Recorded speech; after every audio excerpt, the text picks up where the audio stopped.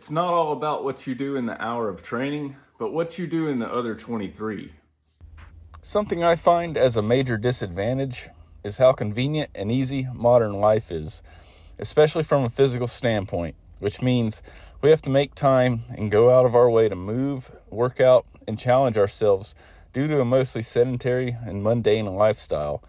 Yes, many of us train hard in the gym or in our workouts, but if we're sedentary for the rest of the day, and I know most of us can't help it, so we can miss out on a major edge for building strength and being capable of lifting heavy weight repetitively for a longer amount of time.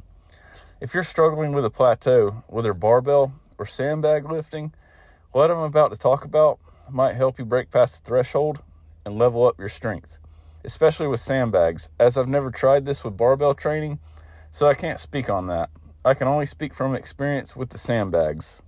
So it's no secret that sandbags can tax the crap out of you in the lungs and in the muscles. It takes a lot of energy to output to shoulder the bag, much less get the bag off the ground, to the lap, and to the chest. But how do we increase work capacity to be able to handle multiple sets and then continue on to other heavy exercises? I'm about to explain a few methods that I use every day, even on the rest days, to increase work capacity that I believe has helped me smoothly increase weight in the sandbag on this pursuit of pure strength. So I've found that accessory work alone, especially when done in isolation, isn't going to make a heavy sandbag feel lighter. But when used, paired with heavy sandbag movements and supersets and giant sets, I've found that it has a very good effect. Overall, you're adding more stimulation on top of the sandbag lift that is going to accumulate over time to gradually increase your work capacity. When doing this, just make sure not to burn yourself out between sets. Do enough reps and choose exercises that aren't going to be heavily taxing for moderate stimulation so you can do it more frequently.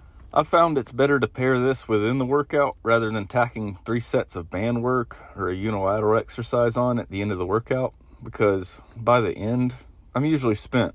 So I'm more likely to go into half-ass it, which means I'm not getting any benefit out of it, and I simply don't feel like doing it at that point. So I'm not going to do it. From what I understand, Zone 2 cardio is a moderate intensity form of movement done at 60 to 70% of your maximum heart rate. It is said to improve your aerobic capacity and enhance your overall endurance. Both are essential for heavy sandbag lifting. A few basic forms of this, done at a steady pace, would be walking, swimming, or riding a bike. This approach I've found to this is, just like training, to have a skill-based approach. Ideally, you want to choose something that's accessible and something that you can do anywhere. Choose your thing and do it consistently. For me, it's rucking, for the simple fact that it's weighted and it also builds strength endurance, which is a huge part of my training. Preferably, I would like to go ruck 2 to 4 miles every day, but I don't always have time for that. So something I do is, when I'm doing chores around the house, I will put the rucksack on just to get my body used to carrying and holding that weight. And you'd be surprised how many steps you accumulate just from doing stuff around the house with a rucksack on.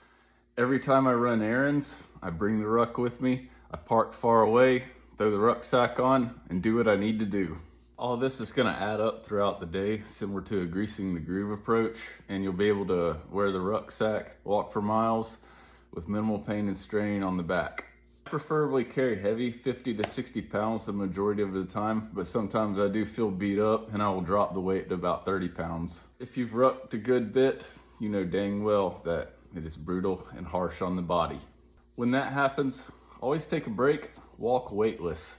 Always listen to your body. Based on my own experience, I've found that Zone 2 cardio is key for building endurance. When I'm around the house on a day off, watching and playing with the kids, going to the park, doing yard work and chores, I'll grease the groove, sometimes with farmer carries and band work. Simply light exercises, doing enough reps that won't cause me to reach total fatigue. This volume will accumulate over time throughout the day and develop strength in smaller areas, which are going to be instrumental in performing heavy work on training days. Just simply move more throughout the day, no matter what that is. I've found that being sedentary all day doesn't help anyone recover fast. I'm personally more of a morning person myself, and this is my mindset when I wake up every day. When I wake up, I've got mountains to climb and creeks to cross, regardless if I'm training or not. I never wake up thinking that I just want to lay around all day. It's really all about how you approach life outside of training that's going to help you optimize your training.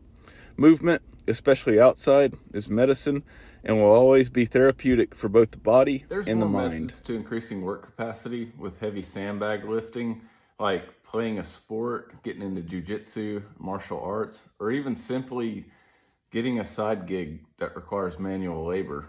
I just went over what I do and explained what has helped me in my journey. But no matter what you do, it all comes down to the 23 hours and what you do in that time outside of training. That's ultimately going to help you recover faster and build endurance and stamina over time. That's all I got. If you have any questions, anything to add, leave it in the comments. Thanks for being here, and I'll see y'all in the next video.